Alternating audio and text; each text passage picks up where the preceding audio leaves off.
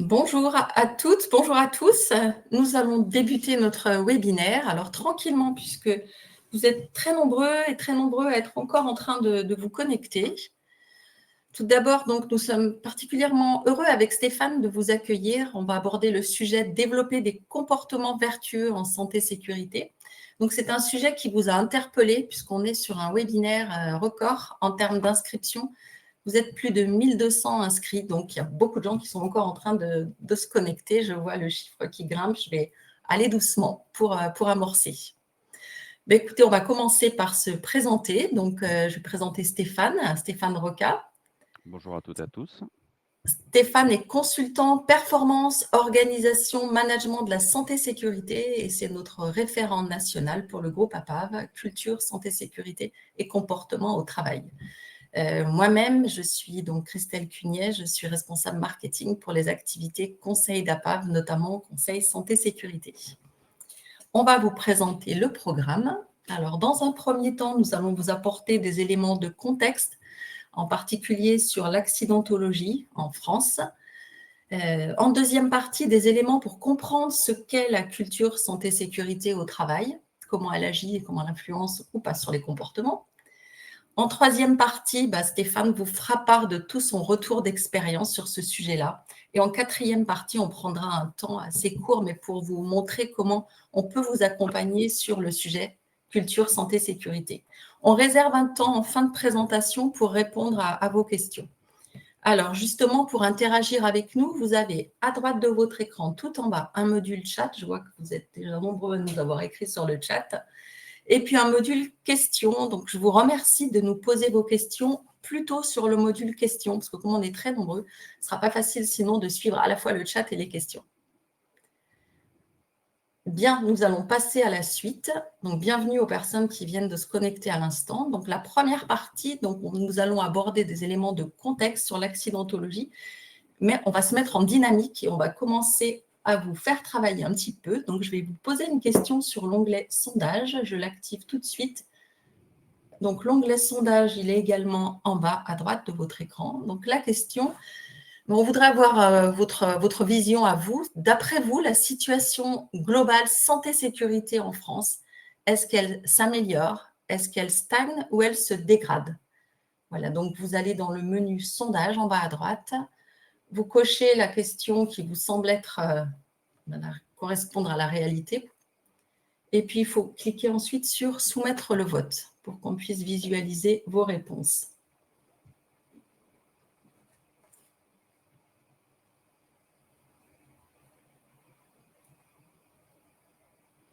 Alors, je vais commenter les résultats. Donc, pour moitié d'entre vous, vous pensez que la situation stagne, pour 25% qu'elle s'améliore et pour 25% qu'elle se dégrade. Donc, je vais laisser la parole à Stéphane, qui s'impatiente aussi, qui a hâte de Pas vous du tout. parler, pour commenter ces résultats.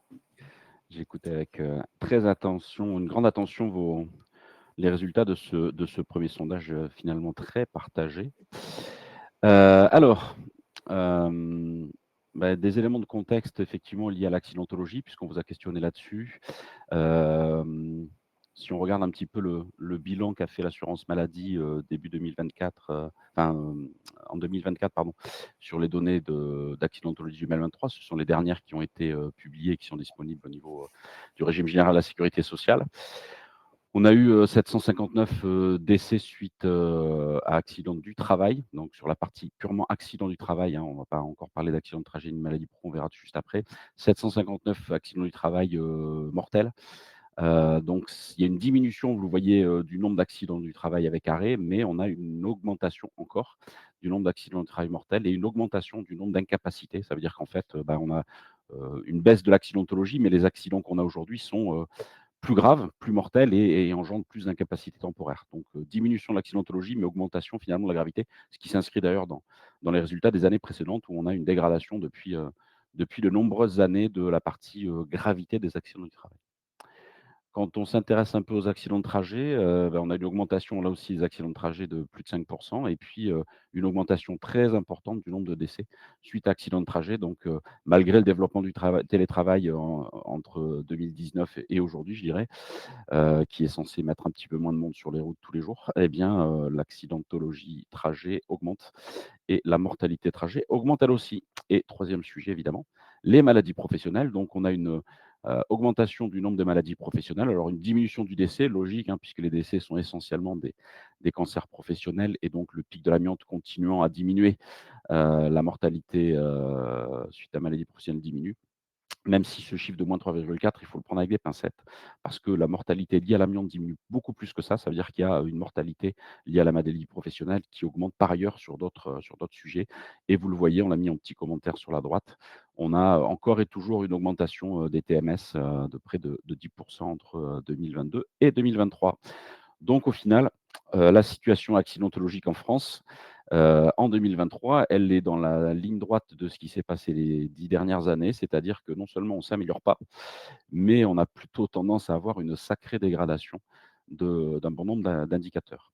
Alors certains d'entre vous ont peut-être déjà vu aussi, les résultats de cette étude qui a été, menée, sur, comparaison des accidents du travail mortels en Europe en 2019, avec ce classement qui fait un peu froid dans le dos. Vous voyez que la France est, le pire élève des pays membres de l'Union européenne. Alors, les 2 derniers qui sont en bas, ont des résultats qui sont différents des autres, tout simplement parce que ce sont des pays européens, mais non membres de l'Union européenne. Et donc du coup, en fait, voilà, vous voyez la moyenne de la mortalité pour 100 000 salariés en Europe ici, puis vous voyez la France qui occupe, la douloureuse place en haut du podium. Alors bien sûr, c'est à prendre là aussi avec des pincettes parce que, les critères, de déclaration et de prise en compte n'étant pas harmonisés, on peut imaginer que si on harmonisait tout ça, la France serait peut-être pas dernière. Mais on a peu de chances d'imaginer que la France serait quand même parmi les meilleurs pays. Donc, tous les indicateurs en fait, que ce soit nos indicateurs à nous, en termes d'évolution dans le temps ou les indicateurs de comparaison par rapport aux autres pays, nous incitent à la plus grande prudence et à avoir, peut-être, nécessité d'acquérir un peu d'humilité. On a un vrai problème de culture en France, puisqu'on a quand même une des réglementations les plus poussées depuis longtemps. On a un code pénal qui s'applique et cetera et cetera. Et ben, tous ces éléments-là ne suffisent malheureusement pas à améliorer l'accidentologie et ne suffisent pas à faire de nous, des bons élèves en Europe. Hem Quand on regarde un petit peu, pourquoi on se dit qu'il y a un problème de culture, quand on regarde un petit peu l'évolution des approches santé-sécurité au fil du temps, en liaison avec l'accidentologie, donc là je vais pas mettre des chiffres, mais on va regarder plutôt la tendance. On a évidemment historiquement, développé, l'approche technique de la sécurité avec, l'amélioration des équipements de travail, des locaux, des outils, les postes de travail, les équipements de protection collective, équipements de protection individuelle. Bref, on s'est d'abord intéressé historiquement au début à l'approche technique de la sécurité, logique, et il y en avait besoin, ce qui a permis, de diminuer, l'accidentologie. Et puis au bout d'un certain temps, cette approche technique de la sécurité, elle atteint, une petite asymptote, un palier, et on n'arrive plus vraiment à progresser parce que la marge de manœuvre d'un point de vue technique, est un peu atteinte. Et certaines entreprises, ont même vu, leur accidentologie redémarrer alors que les dimensions techniques n'étaient pas remises à mal. On a eu une deuxième époque, un deuxième mouvement qui a fait suite à cette approche un peu technique de la sécurité, qui s'est beaucoup plus intéressé à l'organisation, de la santé-sécurité avec la mise en place de procédures, des analyses de risques, on a vu apparaître les systèmes de management et cetera et cetera. Et l'introduction de l'aspect organisationnel de la sécurité dans le travail, en fait, a permis là aussi de, rediminuer encore l'accidentologie. Même chose avec un effet d'asymptote, qui a été atteint au bout d'un moment, logique. Et certaines entreprises, là aussi, même avec des systèmes de management certifiés, ont vu leur accidentologie, repartir à la hausse, soit de la bobologie, soit même des accidents graves parfois, si on en croit les retours d'expérience que certains de nos clients nous ont partagés. Donc la question c'est, comment, continuer à descendre et à se rapprocher le plus possible d'une accidentologie zéro. Je dis bien s'approcher, hein, on ne va pas débattre aujourd'hui de l'objectif zéro accident. Et surtout, comment faire en sorte que cette asymptote, ne reparte pas, enfin qu'on reste proche de l'asymptote et qu'on ne reparte pas à la hausse, comme ça a pu être le cas dans les différentes, étapes précédentes. Eh bien, vous l'avez compris, le sujet, c'est de travailler un peu la culture, santé sécurité de nos organisations. C'est l'étape qui va nous permettre de diminuer encore notre accidentologie par une meilleure maîtrise des risques, par une meilleure implication de chacun.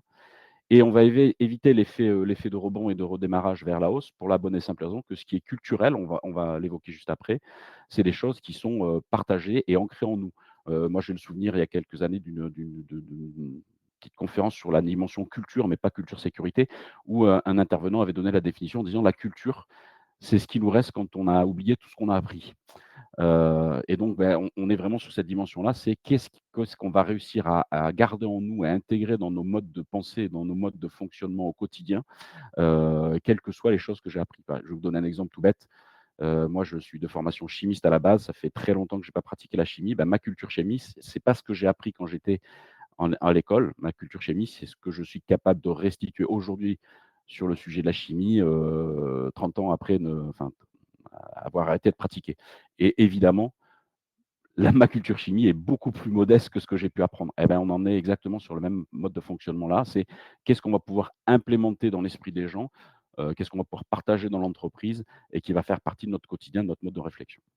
Et c'est ça qui va permettre d'éviter l'effet rebond surtout, pour éviter d'aller, chercher encore et encore des nouvelles idées. Hem Cette approche, enfin cette recherche de maîtrise des risques et de diminution de l'accidentologie, elle a beaucoup d'enjeux et elle a des enjeux en termes de compétitivité globale des entreprises. Je ne vais pas refaire ici le webinaire qu'on a animé le 5 décembre dernier, vous pourrez le trouver en replay, mais qui était vraiment consacré à ce sujet-là, où on avait, développé, 4 macro-enjeux en fait, de la santé sécurité vis-à-vis de la compétitivité des entreprises. Il y a un enjeu évidemment économique avec la notion de coût direct et coût indirect. Vous êtes essentiellement des acteurs de la santé sécurité parmi nous aujourd'hui, donc j'imagine que, tout ça n'a aucun secret pour vous. On a évidemment, un enjeu, de travailler l'aspect, réglementaire et juridique des choses, puisqu'on a une obligation de prévention des risques qui est mentionnée dans le code du travail et qu'associé derrière ce code du travail, on a aussi évidemment des notions d'obligation de responsabilité pénale, qui peuvent mettre en péril, l'entreprise ou ses composantes. Troisième type d'enjeu, c'est un enjeu plutôt d'image. Alors un enjeu d'image, vis-à-vis du public et des consommateurs quand on est dans une activité, B2C, vis-à-vis des autorités bien sûr, vis-à-vis des clients quand on est dans une activité B2B, avec un la recrudescence des exigences en termes de certification de systèmes notamment mais aussi une enjeu d'image en termes d'attractivité, de travail de la marque employeur et de fidélisation des salariés pour éviter le turnover. C'est un sujet, de plus en plus important. J'imagine que parmi les participants, il y en a beaucoup qui sont confrontés à des problématiques de recrutement, et éventuellement de turnover. Et puis quatrième enjeu majeur, bah, évidemment, l'enjeu qui j'espère nous motive tous le plus, c'est, l'enjeu humain. Il y a des accidents du travail, il y a des maladies pro, des accidents de trajet, on vient d'en parler. Et pour donner une idée globale, quand on prend, les chiffres du régime général de la sécurité sociale, ceux qu'on a vus tout à l'heure, qu'on y ajoute, la fonction publique territoriale, État, hospitalière, qu'on y ajoute les régimes de salariés agricoles, qu'on y rajoute un certain nombre de petits régimes, à côté et qu'on divise ça par le nombre de jours ouvrés réellement travaillés par chacun d'entre nous, on s'aperçoit que le travail, est à l'origine de 6 décès par jour ouvré, que ce soit des accidents de travail, des maladies professionnelles ou des accidents de trajet. Voilà, donc on a un vrai enjeu humain d'aller continuer à progresser là-dessus aussi. Voilà pour les aspects un peu, contextuels, je dirais, qui justifient notre sujet du jour. Alors maintenant, le but, c'est d'essayer de comprendre ce qu'est la culture santé sécurité pour pouvoir, mettre en place, des projets qui permettent d'agir concrètement sur l'amélioration de la maîtrise des risques et sur, cette accidentologie. Alors, de quoi parle-t-on quand on parle de culture santé sécurité? Alors, il n'y a pas de définition réglementaire, normative, absolue, partagée, partout dans le monde sur, ce qu'est la culture santé sécurité, mais ceci dit, on trouve un certain nombre de définitions qui ont été publiées, de ci, de là. La première historiquement, j'y fais toujours référence, c'est celle du professeur Marcel Simard, qui est un sociologue canadien, sommité mondial et historique, je dirais, du sujet de la culture santé sécurité, qui définit, la culture santé sécurité comme un concept qui contient 2 parties. Une partie un peu intellectuelle que sont, les valeurs, les convictions, les principes, donc c'est la partie un peu théorique et intellectuelle des choses. Et puis une partie beaucoup plus, opérationnelle et pragmatique qui est l'ensemble des pratiques et des comportements qui illustre en fait les valeurs et les convictions. Donc dans la notion de culture sécurité, pour Marcel Simard, il y a vraiment cette partie, quelles sont les valeurs et les convictions, les principes, qu'on partage dans l'entreprise et en quoi ceci se traduit par des pratiques et des comportements sur le terrain. On a nos amis du MAS aussi qui ont travaillé le sujet puisqu'ils ont introduit la notion de culture santé sécurité, dans leur référentiel, culture d'ailleurs SSE et le MAS définit la culture santé sécurité environnement comme étant l'ensemble des valeurs, des pratiques et des méthodes communes à tous les acteurs de l'entreprise ou de l'organisation et c'est une définition beaucoup plus, laconique mais, qui reprend quand même la thématique, valeurs et pratiques. Beaucoup moins connu et pourtant Dieu sait si c'est notre référence à tous, l'INRS s'est prononcé aussi sur le sujet, hein, dans une publication et l'INRS a défini en fait ce qu'il appelle la culture de prévention comme étant l'ensemble des connaissances, des valeurs, des règles et des représentations relatives à la santé et sécurité produites par les interactions en organisation qui influencent les pratiques et comportements. Donc vous voyez qu'on retrouve à nouveau encore cette notion de valeurs et de règles. Là, on a une introduction de quelque chose qui est très important, c'est la représentation, qui est quelque chose de beaucoup plus du coup personnel. Et on voit qu'en fait ces valeurs, ces règles, ces représentations, ces connaissances pour l'INRS va influencer les pratiques et les comportements.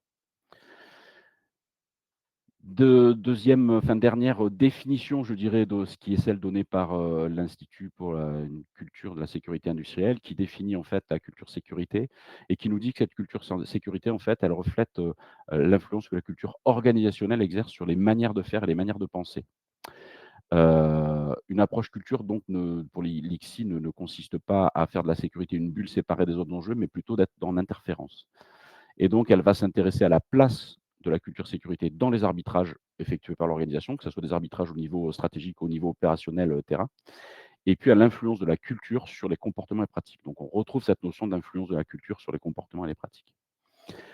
Et puis on ne peut pas finir sans citer, l'Organisation internationale du travail, l'Organisation internationale du travail qui, dans son encyclopédie, a indiqué que, en matière de sécurité, la culture de l'organisation est la clé du succès. Donc, l'OIT ne dit pas que la clé du succès en matière de prévention des risques, c'est, la conformité aux règles ou advenir quelconque réglementation, mais parle bien de la culture de l'organisation comme étant la clé du succès. Et vous voyez, on l'a mis en gras, le comportement des travailleurs est dicté par la perception qu'ils ont de cette culture. Donc en fait, si on synthétise tout ça, on retrouve des mots dans toutes ces définitions qui reviennent, hein. On parle de valeurs, de convictions, de règles, de manière de penser ou de représentation. Donc ça, c'est vraiment quelque chose je dirais d'un peu intellectuel et d'un peu théorique et surtout, tout le monde se retrouve pour dire que ces notions-là de valeurs, de convictions, de règles et de représentation vont influencer quoi? Bah, des pratiques et des comportements. Donc voilà, ça c'est, si on veut essayer de synthétiser un peu ce qu'est la culture sécurité, ce sont ces 2 grandes parties-là. Alors c'est intéressant parce qu'en fait, la donnée d'entrée finalement, c'est la donnée la plus visible, celle qui est en bas, les pratiques et les comportements. Or aujourd'hui, une bonne démarche santé sécurité et vous allez peut-être vous y retrouver ou pas, c'est quoi? Bah, c'est finalement en fait, on commence par identifier et évaluer les risques, c'est la base, la réglementation nous l'impose. Une fois qu'on a identifié et évalué les risques, on va mettre en place des moyens pour maîtriser ces risques, des moyens techniques, organisationnels, humains. On va élaborer des règles et des consignes pour appliquer ces moyens de maîtrise. On va évidemment informer et former les salariés à ces règles et à ces consignes. On va superviser l'application des règles et des consignes, détecter les éventuelles dérives. S'il y a dérive, rappeler les règles et éventuellement, s'il y a dérive un peu trop, normalisées, et éventuellement des comportements qui ne sont pas ceux qu'on attend, éventuellement sanctionner, je dis bien éventuellement, le cas échéant. Donc en fait, on a construit notre démarche santé sécurité depuis, 60-70 ans sur cette base-là. On identifie, on évalue les risques, on met en place des moyens, on élabore des règles, on forme les gens, on supervise, on rappelle les règles et cetera et cetera. Et puis on a vu avec les résultats que, ben, ça marche, mais, ça marche plus autant que, on l'aurait espéré. Pourquoi? Ben, spoiler alerte, ça ne marche pas pour une bonne et simple raison, c'est qu'en fait l'être humain est irrationnel. Et donc, ben, il ne suffit pas de mettre en place des moyens de maîtrise et de former les gens pour que le comportement de l'être humain soit celui qui est attendu. C'est exactement la même chose sur le risque routier, hein. On est tous soumis au même risque quand on prend la voiture. On a tous les mêmes règles, c'est le code de la route. On a tous suivi la même formation, on a passé le permis de conduire. On a tous reçu le même diplôme qu'est le permis de conduire. Et pour autant, nos comportements ne sont pas du tout homogènes. Ils sont bien souvent très loin de l'attendu réglementaire. Et le résultat, c'est qu'on continue à avoir des accidents de la route mortels. Bah, ce qui est applicable et ce qui est évidemment partagé, sur le risque routier d'une manière générale l'est tout autant sur le risque professionnel. Et donc, c'est là où on s'est un peu raté, ou en tout cas l'élément qu'on a un peu oublié au fil de ces 70 ans de prévention, c'est l'irrationalité de l'être humain. Donc, parce que justement cet être humain est irrationnel, parce que nous ne sommes pas des machines, on a aujourd'hui, 60 à 80 des accidents du travail, si on en croit la littérature et les retours d'expérience des entreprises avec qui on bosse, la première cause d'accident du travail aujourd'hui semble être, considérée comme étant une cause comportementale. Je dis bien cause première, hein, il ne s'agit pas du tout pour autant de dire que les accidents surviennent parce que les gens font n'importe quoi ou sont des imbéciles. Mais aujourd'hui, nos comportements sont, la première cause, des accidents du travail. Et puis, on a vu aussi que l'approche technico-réglementaire de la santé-sécurité, elle a un peu atteint ses limites, hein. On est sur ce plancher de verre là, sur la partie, technique, réglementaire et même organisationnelle. Les résultats, ils stagnent, vous avez vu, et même parfois ils se dégradent, hein. Les chiffres parlent d'eux-mêmes. Et puis, le rapport au travail change, hein, les attentes de la génération Z aujourd'hui, sont pas forcément en phase avec, les pratiques que les entreprises peuvent avoir, en termes de sécurité, en termes d'organisation du travail ou en termes de management. Et donc, à cause de ces éléments-là, finalement, il va falloir essayer de trouver de nouvelles façons d'appréhender la santé-sécurité, sans effacer ce qu'on a fait auparavant, au contraire, en capitalisant là-dessus, mais en essayant d'aller, dans une nouvelle dynamique pour améliorer durablement la maîtrise des risques professionnels en prenant en compte, l'irrationalité de l'être humain, en prenant en compte les attentes, des générations qui surviennent et qui arrivent, etc. Et puis on s'est rendu compte aussi au fil du temps que, les hommes qui ont profondément et durablement révolutionné la connaissance au fil du temps, on pourrait parler de Vinci, de Galilée, de tous ces gens-là en fait, ils avaient tous des compétences et des appétences multiples. Ils étaient, philosophes, mathématiciens, astrologues, astronomes pardon, poètes, enfin ils avaient vraiment des compétences multiples et c'est ces gens-là qui ont révolutionné la connaissance. Le problème, c'est qu'aujourd'hui, chacun de ces sujets, est tellement profond et contient tellement de connaissances qu'aucun d'entre nous ne pourrait être aujourd'hui le Léonard de Vinci du XXIe siècle, hein, ça ne peut pas exister. Par contre, ce qui est sûr, c'est que du coup, on peut conclure que la solution à des problèmes complexes tels que, nos comportements au travail ne peut pas se trouver dans une seule discipline et donc ça veut dire qu'il va falloir aller chercher, dans différentes disciplines la compréhension des savoirs, et les associer pour pouvoir trouver, les leviers les plus pertinents pour essayer d'améliorer la maîtrise des risques. Donc c'est pour ça que chez APAV, il y a une quinzaine d'années de ça, on a, développé une approche un peu transdisciplinaire, en mettant en commun, des connaissances et des retours d'expérience dans tout ce qui concerne les sciences du danger, pour ceux qui connaissent, la réglementation évidemment associée aux sciences du danger, les neurosciences, les sciences du comportement, l'ergonomie, le management. Et l'idée, c'est d'accompagner le développement de la culture santé sécurité pour amener à une amélioration de la fiabilité de nos comportements au travail. C'est ça qui va nous permettre d'améliorer durablement, le mot durablement est important, la maîtrise des risques et d'éviter l'effet rebond de tout à l'heure. En tout cas, c'est les convictions que nous avions quand on a commencé à travailler là-dessus et qui ont été, renforcées au fil du temps. Hem, Cette approche-là, elle a donné lieu à, la création d'un modèle en fait, un modèle des facteurs qui influencent les comportements au travail. Alors évidemment, quand on essaie de modéliser quelque chose d'aussi complexe que les comportements humains au travail, on touche des limites de précision, mais notre modèle, il a, l'avantage d'avoir une vision macroscopique du sujet et en fait, la question initiale était de se dire: «Qu'est-ce qui peut bien faire qu'un individu normalement constitué?» C'est-à-dire ayant toutes ses facultés mentales notamment. Compétent, expérimenté, à qui on donne, des ressources, des procédures, des EPI, des EPC, des plannings et cetera. Qu'est-ce qui peut bien faire que cet individu peut, dans le temps, soit dériver vers des comportements de plus en plus dangereux, pourquoi pas, soit dans des situations très particulières, adopter un comportement, qu'on n'aurait jamais pu imaginer, le voir adopter. Et donc en fait, on s'est posé cette question-là et on a, identifié, grâce à notre travail 6 grandes familles de facteurs qui influencent les comportements au travail. La première famille de facteurs, c'est ce qu'on appelle l'identité. L'identité, elle se construit essentiellement autour de notre patrimoine génétique qui, par définition, est unique, de l'éducation qu'on a reçue et des expériences qu'on peut vivre tout au long de notre vie. Ce qui fait qu'en fait, il y a 8 milliards d'habitants sur terre, et il y a 8 milliards d'identités différentes, donc il y a 8 milliards de visions différentes de est-ce que ce risque est acceptable ou est-ce que ça l'est pas? Est-ce que je peux faire ça ou est-ce que je peux pas faire ça? Donc c'est un peu le caillou dans la chaussure de l'employeur ou du manager, l'identité de l'individu. Voilà, on a tous des perceptions différentes de l'acceptabilité de tel risque et de nos capacités à surmonter, tel ou tel risque. La deuxième famille de facteurs, ce qu'on appelait le fonctionnement du corps humain, qui, évidemment va faire appel à des notions de biomécanique, donc on voit notamment beaucoup, dans l'approche ergonomique, des choses, donc la biomécanique du corps humain et puis un sujet très important aussi qui est, la notion de rythme de la vigilance, hein, ce fameux rythme vigilance qui est, circadien, qui peut avoir des impacts, très importants sur la vigilance, l'attention et le comportement des gens, notamment quand on est sur des activités en équipe alternée en 3-8 ou en 5-8 notamment. Le 2-8 est un peu moins impacté par le rythme de la vigilance, quoique. Et donc ça, c'est un sujet qui est souvent méconnu et on a tendance à considérer que, l'activité que l'individu va faire à 4 heures du mat, bah, il va le faire de la même manière que s'il le faisait à 14 heures. Alors qu'évidemment, la physiologie de l'être humain, fait que, il ne sera pas évidemment le même salarié à 4 heures du mat qu'à 10 heures ou à 14 heures. Et donc ça, on est parti de ce principe, un peu comme on l'a vu tout à l'heure, qu'on va standardiser, on va mettre en place des règles et puis que ces règles sont applicables tout le temps pour tout.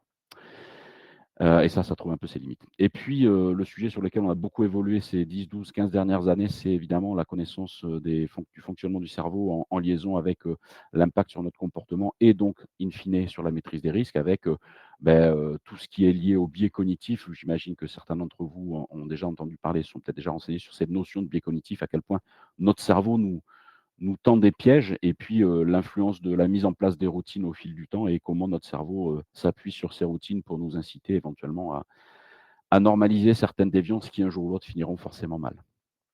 Ces 3 premières familles de facteurs constituent ce qu'on appelle facteurs d'influence internes, donc qui sont propres à chacun d'entre nous et quand on nous met en situation de travail, on va être influencé par notamment le milieu de travail dans lequel on évolue. Dans le milieu de travail, on va parler des conditions de travail physiques, matérielles, hein, température, hygrométrie, poussière, bruit, conception des postes de travail et cetera et puis la dimension un peu socio-relationnelle des choses, la relation que j'ai avec le collectif, la relation que j'ai avec mes collègues, la relation que j'ai avec ma hiérarchie et cetera et cetera.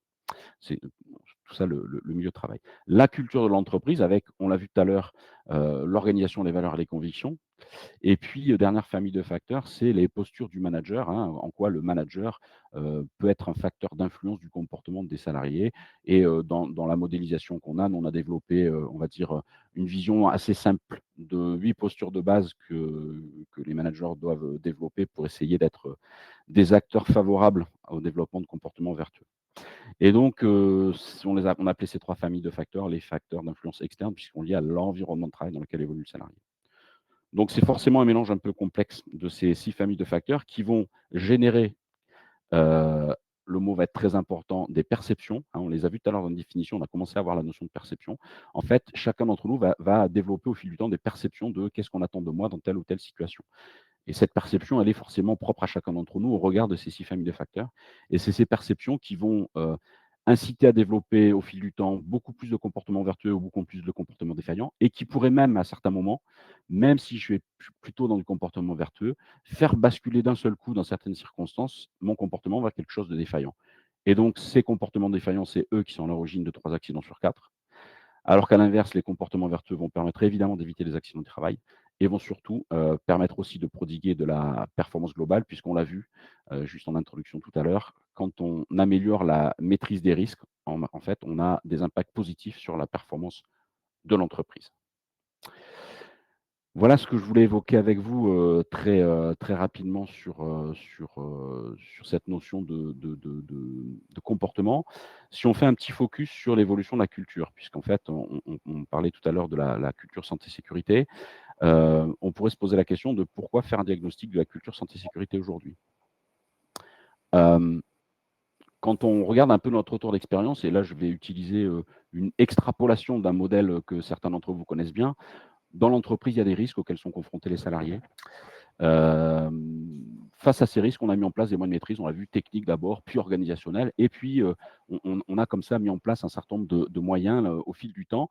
On est arrivé par exemple, récemment à mettre en place des moyens de maîtrise des risques, autour des pratiques managériales. On va mettre en place des entretiens de pilotage, des visites comportementales sécurité et cetera et cetera. En général, quand on met en place des moyens de maîtrise, on voit une amélioration assez rapide de l'accidentologie et des pratiques et des comportements sur le terrain. Et puis, cette amélioration, elle a tendance à s'estomper dans le temps. Donc on se dit: «Ah mince, ce qu'on a mis en place n'est plus aussi efficace qu'avant. Qu'est-ce qu'on pourrait rajouter?» Donc on va aller rajouter des choses. Alors ça peut être par exemple des rituels d'animation. On va mettre en place des quarts d'heure sécurité, on va mettre en place, des processus d'escalade, on va mettre en place des safety days pour remobiliser les gens une fois par an et cetera et cetera. On voit en général un effet positif et puis cet effet positif, comme précédemment, bah, il se diminue au fil du temps. Donc on va continuer à rajouter des choses, on va aller chercher des outils participatifs, on va mettre en place des applications smartphone, par exemple, pour aller, faire de la remontée de situations dangereuses, des choses comme ça. Hop, tiens, ça s'améliore, hop, ça se redégrade. On va aller comme ça chercher de nouvelles technologies, des QR codes sur les machines pour avoir accès aux fiches de poste, et cetera. On va mettre en place des exosquelettes. Enfin, on va aller chercher de la technologie, de l'intelligence artificielle bientôt et peut-être même déjà. En général, ça s'améliore, paf, et puis l'effet s'estompe. Et on va continuer comme ça, avec la digitalisation, par exemple, de formation. Bref, c'est un puissant fond. On met en place des moyens. En général, on dépense de l'argent, de l'énergie pour mettre en place ces moyens-là. Ils apportent de la satisfaction et au bout d'un moment, ils n'en apportent plus, ce qui fait qu'on va aller chercher comme ça et on devient des collectionneurs de solutions.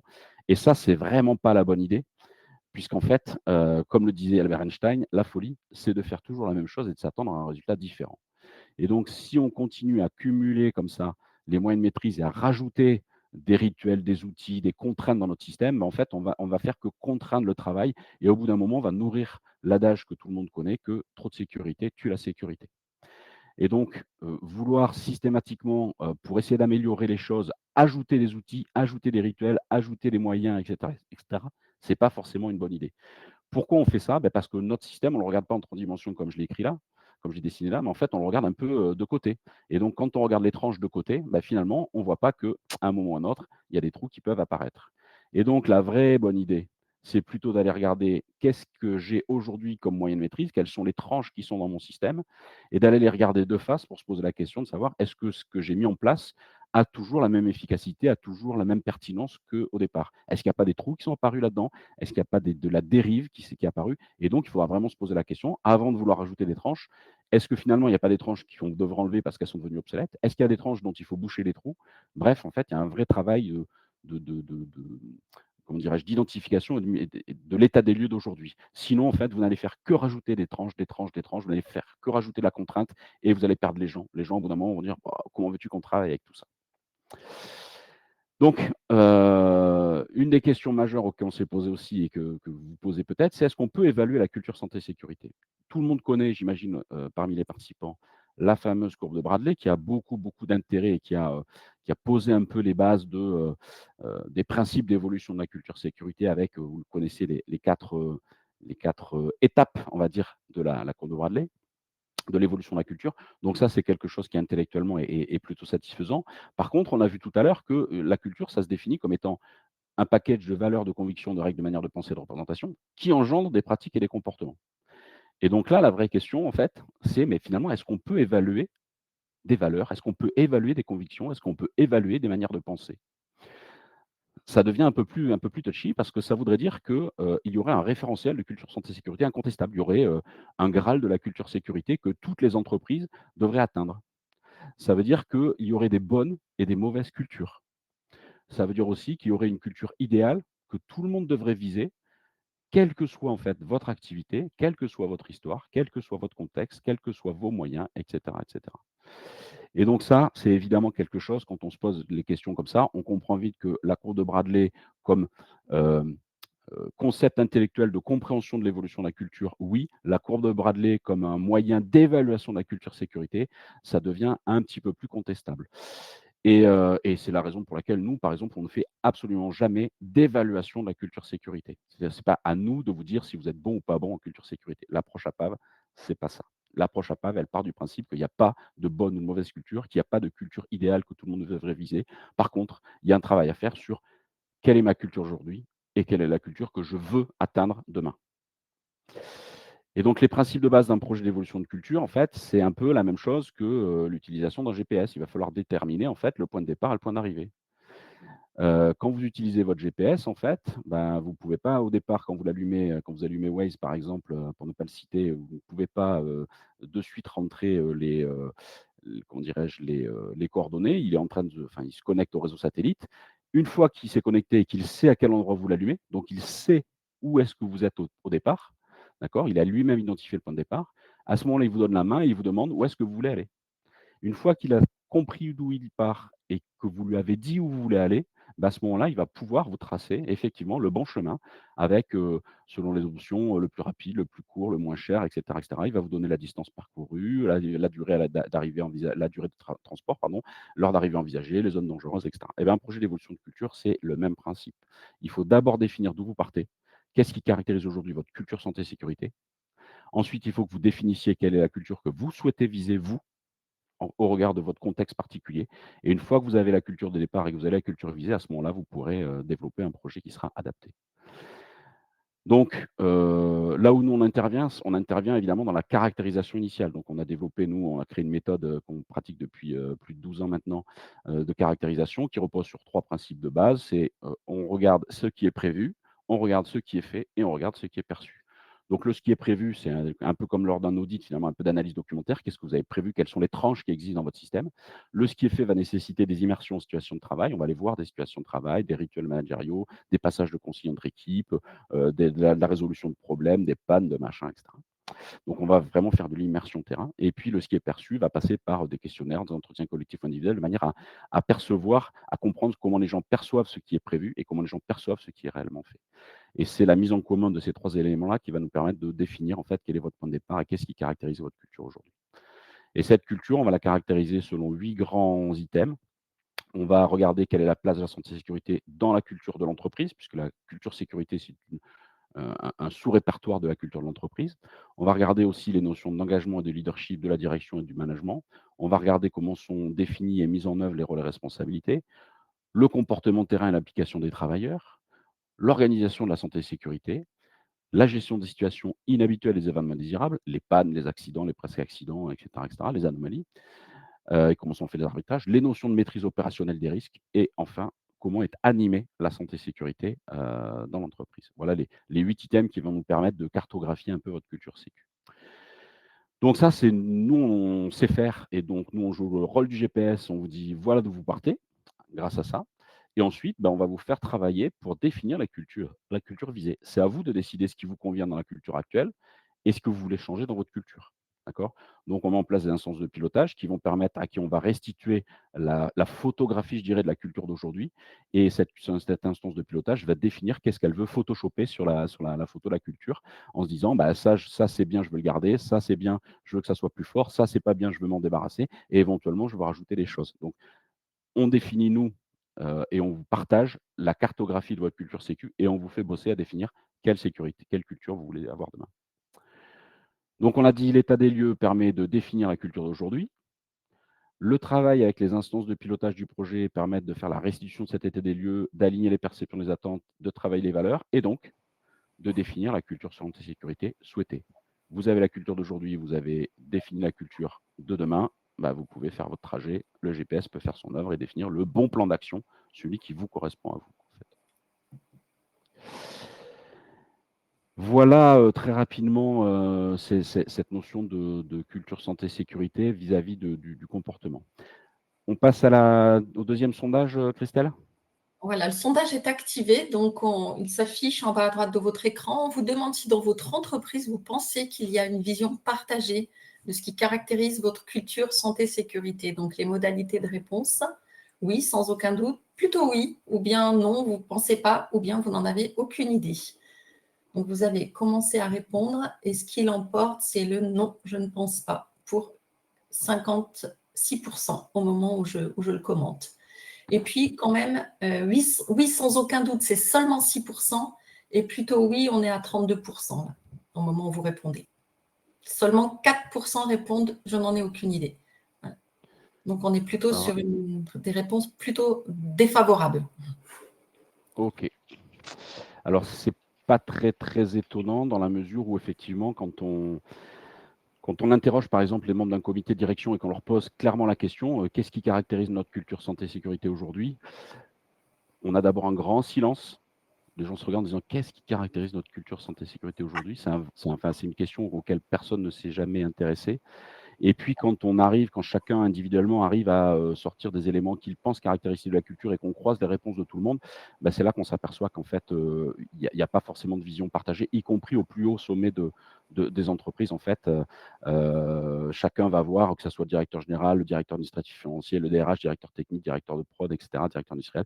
Chacun va avoir une vision très différente de ce qu'il pense être la culture santé et sécurité. Et c'est bien là un des premiers problèmes, c'est qu'en fait, on n'a pas de vision partagée souvent de ce sujet dans l'entreprise. Donc, si on ne sait pas, si on ne partage pas et si on ne sait pas concrètement qu'est-ce qui fait notre culture sécurité aujourd'hui, bah, il est un peu vain de se lancer dans un projet d'évolution. On ne sait pas vraiment d'où on part, il n'y a aucune raison qu'on sache où on va. Quelques retours d'expérience partagés. Donc là, on va s'appuyer sur nos années de pratique de diag de culture sécurité, d'accompagnement, de projets d'évolution de culture et d'accompagnement de projets de fiabilisation des comportements au travail.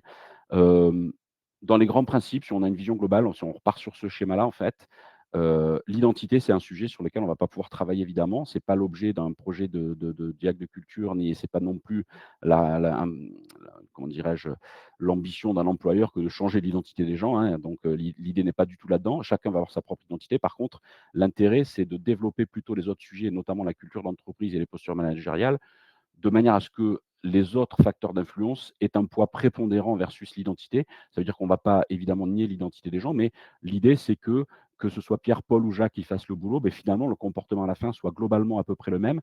C'est-à-dire que ce soit en tout cas des comportements vertueux et que l'identité de chacun d'entre nous ait le moins d'influence possible sur la dangerosité ou non de nos actes.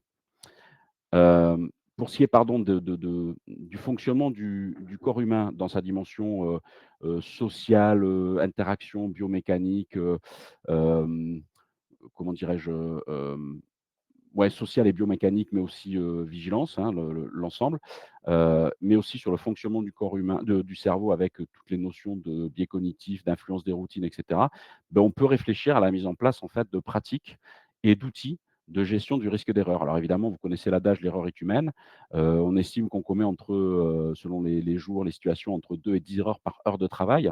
Donc l'idée n'est pas d'éradiquer complètement les erreurs, mais plutôt de se poser des questions sur ces erreurs en se disant principe de base, si une erreur peut être commise, elle le sera un jour. Donc la vraie question qu'il faut se poser, c'est le jour où cette erreur sera commise, est-ce que les conséquences seront graves ou irréversibles ou pas? Si les conséquences sont ni graves ni réversibles, on va peut-être pas s'embêter à essayer de mettre en place des choses pour éviter cette erreur-là. Par contre, si l'erreur peut conduire à des conséquences graves ou irréversibles, ça vaut peut-être le coup de se poser la question de savoir qu'est-ce qu'on peut mettre en place pour limiter le risque d'erreur, pour détecter l'erreur le plus tôt possible et pour agir avant que l'erreur n'ait des conséquences graves ou irréversibles. Donc ça, c'est des choses qui sont très connues dans certains milieux comme l'aéronautique, le nucléaire, le spatial, le médical, etc. Donc on peut s'inspirer de toutes ces pratiques-là pour essayer de se poser la question de la gestion des risques et d'erreurs à conséquences graves ou irréversibles. J'entends bien à conséquences graves ou irréversibles. Sur le milieu de travail, comme il y a une dimension technique, matérielle, une dimension sociale, évidemment, il faut qu'on continue à améliorer les conditions de travail. On est en pleine canicule. Vous n'êtes pas sans savoir que le législateur a renforcé via décret la prise en compte des températures extrêmes dans les conditions de travail. Donc, on peut continuer évidemment à améliorer les conditions de travail techniques et organisationnelles, matérielles. Mais aussi le développement du dialogue social au sein des collectifs, mais le dialogue social aussi avec les instances représentatives du personnel, le dialogue social entre manager, managers, etc., etc. Donc, toute cette dimension-là va avoir des effets fondamentaux sur la confiance mutuelle entre les différents acteurs de l'entreprise et la responsabilisation de chacun dans l'entreprise. La culture en entreprise, on a vu qu'on pouvait travailler l'évolution de la culture avec la séquence précédente. Et puis, sur les postures managériales, effectivement, sur la base de... Alors, nous, on a je dirais, notre référentiel de 8 postures managériales, mais l'influence des postures managériales aujourd'hui, elle est considérable sur le comportement des individus quand on fait le retour d'expérience sur les différents diagnostics qu'on a pu faire au fil des années. On voit qu'à un moment ou un autre, moi, j'ai une petite phrase très simple que je donne souvent, qui est fausse, mais qui permet de réfléchir, c'est « ce qui intéresse mon chef me passionne ». C'est-à-dire que moi, qui suis au milieu du système, là, si j'ai acquis la conviction au fil du temps que la santé et sécurité, c'est un sujet très important pour moi, N plus 1 à moi, c'est-à-dire qu'en fait, il m'attend là-dessus, il a des exigences là-dessus, etc., etc., ça va forcément influencer à des moments clés mon comportement, ma perception de mon comportement. Par contre, si à contrario, j'ai acquis la conviction que mon manager, il me parle santé et sécurité parce qu'il est obligé, mais en vrai, ça vibre pas, il n'y a pas de cohérence entre les paroles et les actes, il n'est pas présent, il n'est pas exigeant là-dessus, etc., etc., Par contre, il est sur la qualité, sur le délai, sur la maîtrise des coûts ou autres, bah, forcément, vous imaginez que ça va influencer la perception et qu'à certains moments, ça risque de faire basculer le comportement vers quelque chose de pas trop attendu. Bon, ça, c'est pour avoir une vision un peu macroscopique du sujet. Je me C'est ce qui va permets nous... de te dire, il est 11h45. Ouais, je jette un œil dessus. Merci. En fait, vous l'avez compris, l'idée, si vous voulez travailler ce sujet-là, si vous voulez travailler les comportements et essayer d'améliorer tout ça, bah, faut regarder les tranches en face, en fait. C'est-à-dire que faire un état des lieux de l'existant. Qu'est-ce qu'on a chez nous? Qu'est-ce qui fonctionne pas? Pourquoi ça fonctionne? Pourquoi ça ne fonctionne pas? Et cetera, et cetera. Donc tous les moyens qu'on a mis en place de manière à prendre les bonnes décisions. Identifier quels sont les facteurs qui influencent le plus les comportements dans votre cas.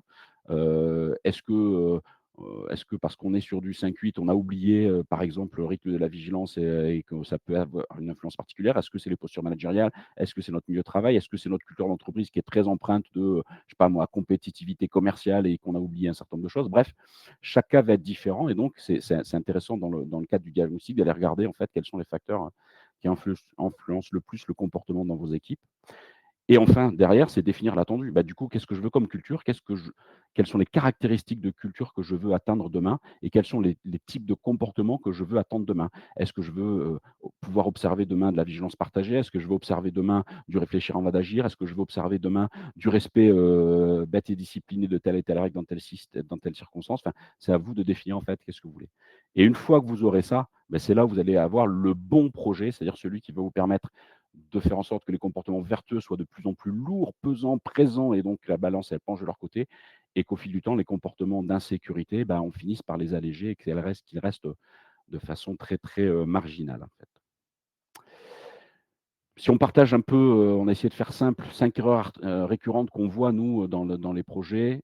La première erreur, c'est, vous l'avez compris, d'additionner les outils, les solutions, voilà, de vouloir absolument, parce que j'ai benchmarké ça, parce que j'ai vu que ça marchait chez un tel, je veux reproduire le truc là, c'est OK, c'est OK, c'est OK.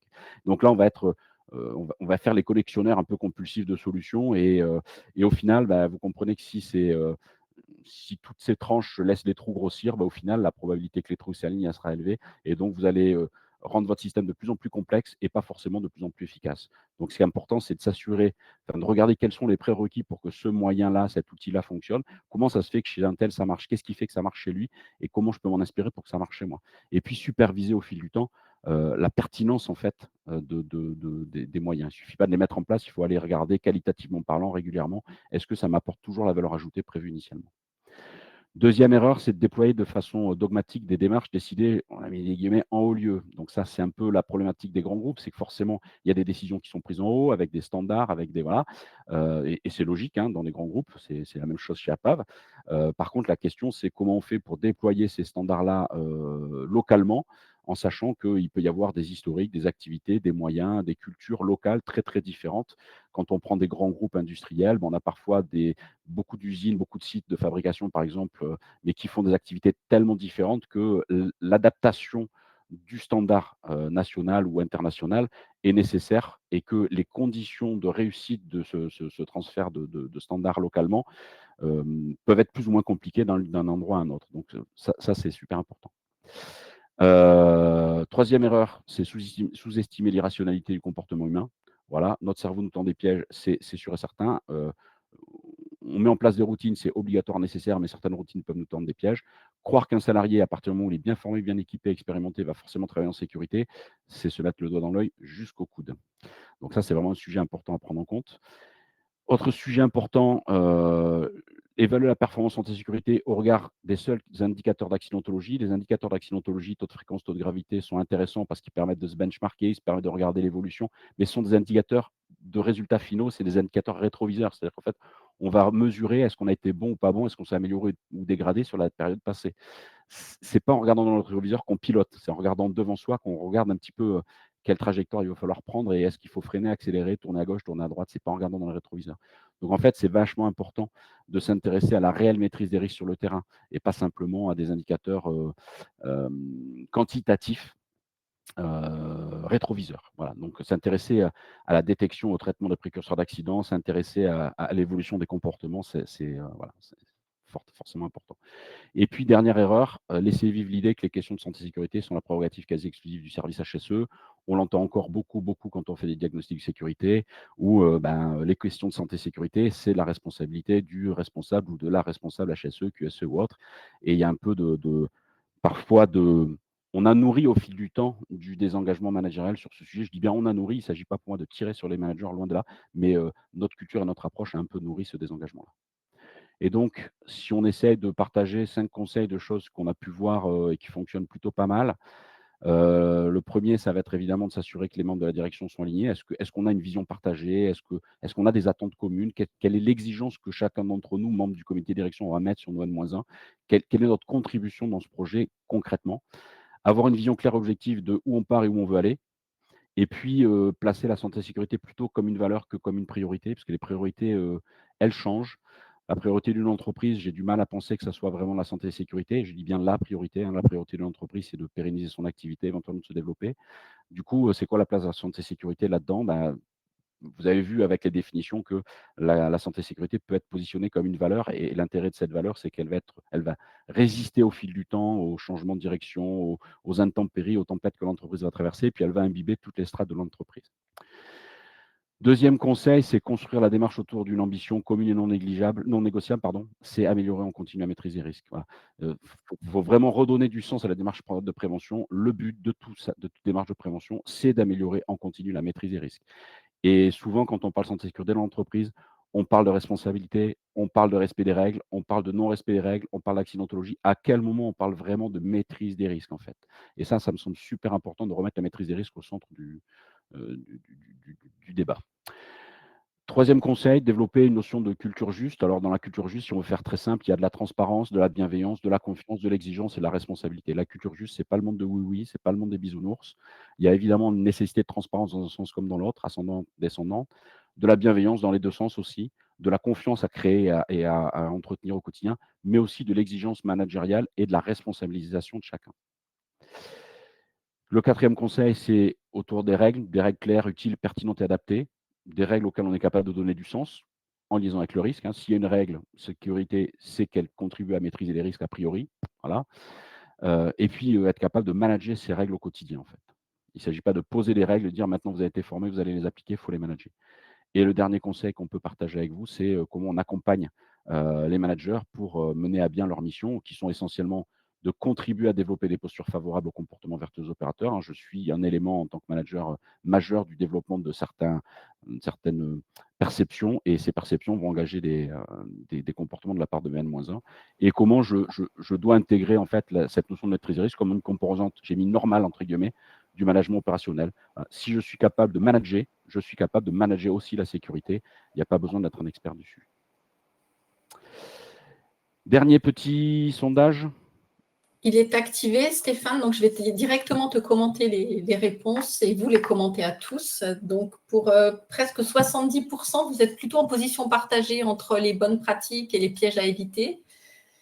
Pour 20%, vous êtes tombé dans les pièges à éviter. Et puis le reste, qui correspond, alors ça bouge beaucoup, 13%, vous êtes plutôt en phase, mais c'est le pourcentage qui est le moins important avec les conseils que Stéphane a évoqués. Ouais, ça me semble très représentatif de ce qu'on rencontre quand on va dans les entreprises aussi. Effectivement, il y a souvent évidemment comment dirais-je, un état des lieux qui est ni blanc ni noir, hein. C'est que de la nuance de gris et donc il y a parfois un certain nombre de bonnes pratiques qui sont là, mais aussi de pièges qui sont là et le but, c'est de renforcer les bonnes pratiques et d'éliminer petit à petit les pièges. Pour finir, avant de vous donner la parole, juste petite synthèse de qu'est-ce que nous on fait dans l'accompagnement de la notion de culture et comportement. Donc vous avez compris, on fait des diagnostics de culture. On peut aussi faire de l'accompagnement à l'évolution de la culture suite à Diag. Alors, diagnostic fait par nous ou par d'autres. Parfois, on accompagne des projets sur des diagnostics qui ont été faits avant qu'on arrive, par d'autres, soit en interne, soit par d'autres prestataires. Sur la question de l'alignement de la direction, de plus en plus souvent, on est sollicité aussi pour concevoir, animer des séminaires et des workshops de direction qui consistent justement à faire travailler cet alignement des valeurs et des attentes par les membres de la direction tout en haut, ce qui est un prérequis à ce que ça fonctionne bien derrière. Évidemment, de la formation et de l'accompagnement des managers. La formation, bien sûr, mais l'accompagnement de terrain aussi sur le développement des postures dont je parlais tout à l'heure. Donc, on fait de l'accompagnement en mode, entre guillemets, coaching, hein, même si tous nos intervenants ne sont pas qualifiés coach certifiés en management, mais on fait de l'accompagnement du coup. De la sensibilisation, de la formation des opérateurs aussi, l'éveil au fait que leur cerveau leur tend des pièges, que voilà, les sortir un petit peu de leur routine et de leurs croyances, pour leur faire toucher du doigt qu'en fait, chacun d'entre nous est friable finalement. Et puis, le déploiement d'outils, que ce soit des outils de maîtrise des risques ou des outils d'animation à la démarche santé-sécurité. Voilà un peu le panel les 6 grandes familles de prestations qu'on déploie autour du sujet culture et comportement. Je te passe la parole, Christelle, pour la fin. Oui, merci Stéphane. Rapidement, donc, pour vous montrer qu'au-delà du sujet que Stéphane a évoqué longuement, culture, santé, sécurité, on est à vos côtés pour vous accompagner beaucoup plus largement sur le sujet santé, sécurité au travail. Si on lit la boucle dans le sens des aiguilles d'une montre, ça va de la partie réglementaire avec la veille réglementaire, avec une solution dédiée qui s'appelle Pilote Veille. On vous accompagne sur le document unique, y compris pour son actualisation, avec une solution Pilote Santé Sécurité. C'est une solution clé en main. Bien évidemment, on vous accompagne aussi pour prendre en compte des risques spécifiques, le transport de matières dangereuses, latex, la consignation tout fluide, etc., qui concourent à la sécurité dans les entreprises. On vous accompagne sur la maîtrise des entreprises extérieures, sur le volet organisation processus. Et puis, si je remonte encore, donc Stéphane l'a cité tout à l'heure, sur comment je mobilise mes collaborateurs pour qu'ils remontent au quotidien les situations dangereuses. Donc, on a une solution dédiée qui s'appelle Alerte Santé Sécurité. Et puis, on va vous accompagner aussi sur les formations des membres du CSE, et puis jusqu'à la certification qui peut être MAS ou ISO 45001. On va poursuivre rapidement parce qu'il y a eu, Stéphane, beaucoup de questions, des intervenants, des participants qui ont interagi aussi entre eux. Donc, on fera une foire aux questions parce que dans le temps imparti, on ne va pas pouvoir traiter toutes vos questions, mais vous aurez toutes les réponses. Je te laisse avancer, s'il te plaît, Stéphane. Jusqu'où tu Voilà, veux donc je vous ai mis des liens sur la gauche. Ouais. Vous avez des liens qui se sont affichés en bas à gauche de votre écran. Donc, vous pouvez télécharger tous les documents qu'on met à votre disposition, gratuitement évidemment. Donc, une page web, une parole d'expert, un témoignage client et puis un guide, la prévention des risques en entreprise, levier d'amélioration de la performance globale. Voilà. On va pouvoir avancer. Et puis, on va renouveler cette année donc l'enquête qu'on a conduite en 2022 sur le sens au travail et l'engagement des acteurs HSE. Vous l'avez plébiscité, hein, vous avez été plus de 1000 à la télécharger cette année encore. Donc, on renouvelle l'enquête et je vous invite vivement à y répondre. Vous allez recevoir le questionnaire dans les semaines à venir. On va aborder les questions, Stéphane. Il y en a eu beaucoup. On va au moins en prendre quelques-unes. Alors, j'en ai lu quelques-unes, donc je vais pouvoir y répondre. Alors, si on a mis de côté, je te laisse les choisir du coup. Tu en as choisi, Stéphane? Alors, sur le coût, si je prends la dernière, sur le coût d'un accompagnement, bah, ça c'est extrêmement variable. Ce n'est malheureusement pas proportionnel à la taille de l'entreprise, puisqu'en fait, si on a 1000 personnes qui font le même job, c'est pas la même chose que si on a ne serait-ce que 50 personnes, mais qui font des jobs différents. Donc, l'accompagnement, c'est très difficile de pouvoir répondre comme ça sur l'accompagnement. Hop.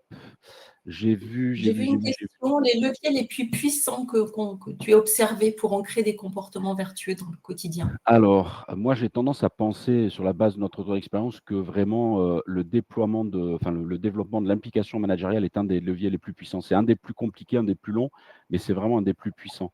En lien avec une autre question que j'ai vue passer, c'est vrai qu'aujourd'hui, les managers, on leur demande de plus en plus de choses et le sujet santé et sécurité peut être perçu par eux comme étant, une contrainte et un vrai poids pour eux, sur lequel ils s'intéressent, enfin, ils ont un peu de réticence à aller pour la bonne et simple raison que, 1, ils savent qu'il y a des notions de responsabilité très fortes et donc ça leur fait un peu peur. 2, ils n'ont pas forcément la connaissance de base dont ils pensent avoir besoin pour pouvoir faire le job. 3, il y a souvent des fonctions QHSE dans les entreprises dont c'est le travail, qui sont payés pour, et donc on a un peu tendance à considérer que le HSE, les questions HSE, c'est le problème du HSE, et moi qui suis manager, je peux me reposer sur l'HSE. Quand c'est un HSE qui donne une information, qui échange avec un collaborateur, c'est pas la même chose que quand c'est son chef. Mais c'est un vrai sujet parce qu'aujourd'hui en France, je pense qu'on a un vrai problème de disponibilité des managers. Mais globalement, c'est-à-dire un manager qui n'est plus sur le terrain avec de la disponibilité intellectuelle pour observer ce qui se passe et interagir avec ses salariés, quel que soit le sujet, que ce soit la sécurité ou pas, ben, c'est un manager qui ne manage plus, quoi. Donc, c'est un vrai souci. On a justement une question, Stéphane, hein, comment impliquer davantage les managers autour de la culture sécurité? Des managers qui manquent, comme tu l'as dit, souvent parfois de conviction. Bah, c'est pour ça qu'il faut travailler en général en amont avec la direction parce qu'en fait, former des managers, c'est bien beau, mais si, à la fin de la formation, rien n'a changé dans l'environnement, on va éventuellement générer en eux, de la prise de conscience, pourquoi pas de l'envie de s'impliquer. Sauf que si le lendemain de la formation, ils se retrouvent dans les mêmes circonstances, c'est-à-dire qu'ils ont toujours pas de temps, ils ont toujours pas les moyens et cetera, ça va pas forcément bien se passer pour eux. Ils vont être, éveillés, mais toujours aussi contraints. Donc, il y a un vrai travail à faire amont. C'est pour ça que c'est toujours un peu dangereux de former les managers sans avoir fait de diagnostic de la réalité de la situation culture sécurité de l'entreprise parce que, il est possible qu'il y ait des points bloquants et c'est souvent pendant les formations que les gens évoquent, leur incapacité à faire parce que et effectivement, ben, un manager qui n'a pas les bases pour et la disponibilité, en temps et en attention, enfin en disponibilité intellectuelle pour observer, pour discuter avec ses équipes, il arrivera, quel que soit son niveau de connaissance, jamais à faire quoi que ce soit. Donc il y a une prise de conscience à faire tout en haut pour dire à la direction: OK, mais vous demandez quoi à vos managers, en fait? Vous demandez quoi?» heu, est-ce que les managers ont la possibilité de faire tout ce que vous leur demandez? Est-ce que les managers vont avoir la possibilité de vous accompagner dans votre projet d'évolution de culture en déployant leur leadership?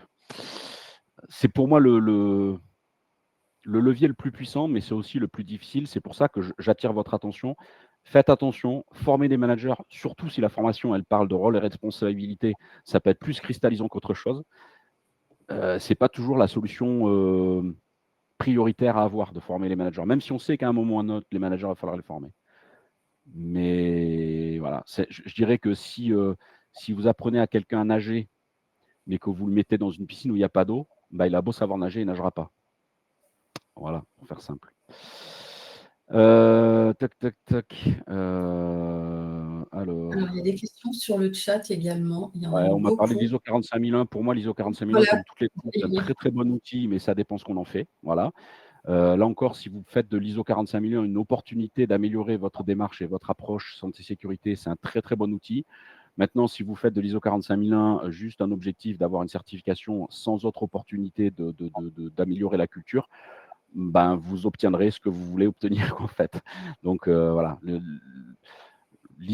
toutes les normes ISO, elles sont, je pense, intrinsèquement bonnes. C'est l'usage que l'on en fait qui peut donner de la valeur ajoutée ou pas au système, en fait. Et notamment, quand on lit bien l'ISO 45001 et qu'on essaie de la mettre en œuvre, je dirais avec un peu d'intelligence, on voit bien à quel point, on parle de culture sécu et on voit bien à quel point on parle de l'implication de chacune des strates managériales et à quel point le manager peut avoir notamment un impact fort sur beaucoup, beaucoup d'exigences de la norme. On a Alors, une question, Stéphane. Dans un contexte où les indicateurs sont souvent quantitatifs, comment évaluer la qualité des comportements? ah ben, à partir du moment où les indicateurs, je l'ai évoqué tout à l'heure, à partir du moment où les indicateurs, enfin la seule mesure de performance se fait sur du quantitatif, que ça soit du TF ou du TG, mais aussi par exemple sur du nombre de VCS. On forme des managers à faire des visites comportementales et sécurité, on leur dit: «Il faut que tu en fasses 2 par mois». OK, ça c'est un indicateur quantitatif. À quel moment on va s'intéresser à la qualité des indicateurs de la VCS telle qu'elle est faite sur le terrain? On demande au manager d'animer, je sais pas moi, 1 fois par semaine, un quart d'heure sécurité. OK, il le fait. Donc vous allez avoir la traçabilité. Donc en fait, l'indicateur, hop, la petite gommette verte, elle est posée dans le tableau de bord et tout le monde est content. Ça suffit pas en fait. Ça veut dire on regarde les tranches de côté et tous les indicateurs sont verts au-dessus de chaque tranche. Ce qui est important, c'est de regarder les tranches de face. Et forcément, il faut investir du temps pour aller voir comment sont animés les quarts d'heure sécu, comment sont faites les visites, comportementales de sécurité, comment celui qui fait la visite et comment celui qui, est visité perçoivent, l'intérêt de cette visite. Qu'est-ce que ça amène comme valeur ajoutée dans le processus de maîtrise des risques? Donc il faut réussir à se détacher de ces indicateurs quantitatifs. Quand on est dans des grands groupes, on en a besoin, donc on ne va pas lutter contre et dire à la direction: «Non, non, on veut pas de TF, on veut pas de TG», mais c'est aller trouver en plus de ces TF et TG qui ont un intérêt, macro, je dirais, aller trouver des indicateurs, qualitatifs adaptés à votre besoin en fonction de vos pratiques. Merci Stéphane. J'invite les personnes qui nous quittent, hein, il est 12h05, donc c'est normal de répondre, s'il vous plaît, aux questions qui sont dans l'onglet sondage avant de nous quitter, notamment pour nous faire un retour sur ce webinaire et nous indiquer si vous souhaitez être appelé pour qu'on discute de façon plus personnalisée de la culture sécurité de votre entreprise. Et peut-être une dernière question, Stéphane, c'est est-ce qu'on a des retours d'expérience de certains pays qui ont des meilleurs résultats que la France en termes d'accidentologie? Est-ce que tu as une Oui, vision là-dessus? oui, on a une petite vision parce qu'on a mené ces dernières années quelques projets internationaux, donc pour des clients, des mêmes clients en fait, qui sont implantés dans différents pays, et on touche bien du doigt en fait la différence de culture dans le sens où, hem, on a, comment dirais-je? On a nous, on va se le dire comme ça, hein, on a nous déjà une culture, latine, heu, avec tout ce que ça implique de de de poétique, mais aussi de difficulté à manager les risques professionnels et on a, je dirais, un peu de façon caricaturale, mais des gènes gaulois. C'est-à-dire qu'en fait, on a un rapport à l'exigence et à la règle qui est quand même très, très conflictuel et donc en fait, il y a des pays où culturellement parlant, je faisais un lien avec une autre question qui parlait de l'irrationalité, dans tous les pays du monde, on a la même irrationalité de l'être humain, donc ça, on se le coltine, les biais cognitifs, l'impact de routine et cetera. Par contre, l'aspect culturel derrière vient soit renforcer cette irrationalité pour nous faire perdre de pied, soit au contraire contrebalancer cette irrationalité avec de la rigueur, avec du sens, avec, comme on l'a vu tout à l'heure, de la responsabilisation individuelle, de la confiance, de la transparence, etc. Et là, on a un certain nombre de pays qui ont développé notamment une application managériale et un rapport manager-manager qui est très, très différent de ce qu'on peut avoir nous. Nous, on joue un peu au chat et à la souris. Mais on a aussi des pays où le rôle du HSE est un vrai rôle d'expert et de consultant interne et pas un rôle de faiseur. Voilà, donc on a effectivement des retours d'expérience, qui nous permettent quand même de comprendre un peu pourquoi certains pays, fonctionnent mieux et c'est une vraie dimension culturelle, hein, une vraie dimension culturelle. Je rappelle l'irrationalité de l'être humain, quel que soit le pays, est la même, mais la dimension culturelle derrière, soit elle vient contrebalancer ça, soit elle vient renforcer cette irrationalité. Juste, je vois aussi quel est le rapport d'échelle entre coût direct, coût indirect. C'est grosso modo, coût direct 1, coût indirect, l'INRS dit que c'est entre 3 et 8 selon les accidents. Voilà, donc vous faites, votre coût direct, votre cotisation AT-MP, vous multipliez par 4 ou 5 et vous avez une idée à peu près de ce que vous coûte, globalement la non-sécurité. Stéphane, je Hem, propose de prendre une dernière question, de Kevin, qui a posé beaucoup de questions pendant le webinaire et qui a interagi avec d'autres participants. Stratégiquement, il vaut mieux commencer par former le manager ou les équipes pour commencer? C'est une bonne question. alors, ouais, c'est une bonne question. Moi, j'ai plutôt tendance à penser que, comme disait ma grand-mère: «Un escalier, ça se balaye par le haut». Et j'ai plutôt tendance à penser que si vous voulez que ça fonctionne bien, il faut déjà bosser avec le codir en haut pour être sûr qu'ils sont alignés, pour être sûr qu'ils envoient les mêmes messages et qu'ils ont les mêmes postures vis-à-vis de tout leur N-1 et on y va tranquillement. Moi, je prends souvent l'image de la pyramide des verres de champagne dans les mariages. L'objectif est de mettre du champagne dans tous les verres qui sont en bas parce que c'est là que le maximum de convives va servir, hein. Ça veut dire qu'en fait, vous faites l'analogie, les verres en bas, en fait, c'est les opérateurs au sens noble du terme, c'est-à-dire ceux qui sont confrontés au risque, c'est eux qui doivent se remplir le plus de culture sécurité possible. L'objectif final, c'est de mettre du champagne dans ces verres-là. Le seul moyen d'aller mettre du champagne dans ces verres-là, en fait, c'est de remplir la coupe du haut, de laisser déborder la coupe du haut et de cascader comme ça, en fait, dans la pyramide de champagne. Si vous voulez attaquer directement les opérateurs, c'est-à-dire mettre du champagne dans les verres qui sont en bas, vous allez pouvoir mettre du champagne dans les verres qui sont à la périphérie, mais vous ne mettrez jamais une goutte au milieu. C'est pour ça que je vous dis qu'il faut travailler vraiment le codir pour être sûr qu'il déborde. Le débordement de champagne, en fait, dans l'analogie, c'est l'exigence santé-sécurité que je mets sur un N-1. Et le comité de direction, il met de l'exigence santé-sécurité et il doit manager cette exigence auprès de ces N-1. Et chacun va déborder d'exigence et de management d'exigence auprès de ces N-1. Et je pense que c'est comme ça que ça peut fonctionner. Et, et une fois que chaque strat managérial est éveillé, notamment les managers de proximité, une fois qu'ils ont les connaissances, qu'ils sont éveillés, etc., c'est effectivement utile d'aller attaquer les opérateurs pour permettre à ces managers de proximité de les mettre en condition de réussite, en fait. Si vous attaquez par le bas, vous risquez d'éveiller des opérateurs qui vont avoir des attentes, des exigences et des revendications auprès de leurs managers et les managers vont être complètement perdus. C'est le risque. Voilà. Merci Stéphane. Ben, moi, j'aime bien l'image de la coupe de champagne pour finir le webinaire. Alors, comme il y a eu Eh ben, beaucoup de questions et qu'on n'a pas pu répondre à toutes, et je sais que Stéphane pourrait parler jusqu'à 13h, mais on va devoir s'arrêter et rester dans le timing qu'on vous avait annoncé. On va faire une foire aux questions avec toutes les questions qui ont été posées. On va se poser avec Stéphane pour répondre à toutes ces questions et on vous les repartage. Vous recevrez un email dans quelques semaines avec toutes les réponses. Comme ça, vous retrouverez tous les uns les autres vos petits. Un grand merci à vous tous pour votre participation. Je vous ai mis des liens pour télécharger nos différents documents. Vous allez recevoir le replay. Je vais laisser une minute s'écouler pour que vous puissiez, pour les quelques centaines de personnes qui sont encore là, répondre aux questions du sondage. Un grand merci encore et très bonne journée. Au revoir. Merci, bonne journée à toutes et à tous. Et puis, si tu veux faire dérouler la diapo, Stéphane, on a un webinaire qui arrive tout début juillet, je ne voudrais pas l'oublier, sur le sujet, voilà, IRBE et risque incendie, comment sécuriser vos installations et vos bâtiments. Donc, vous allez sur notre site france.apav.com. Vous aurez le lien pour vous inscrire à ce webinaire à venir. Un grand merci à tous, excellente journée. Merci encore Stéphane. Au revoir. Merci, à bientôt, au revoir.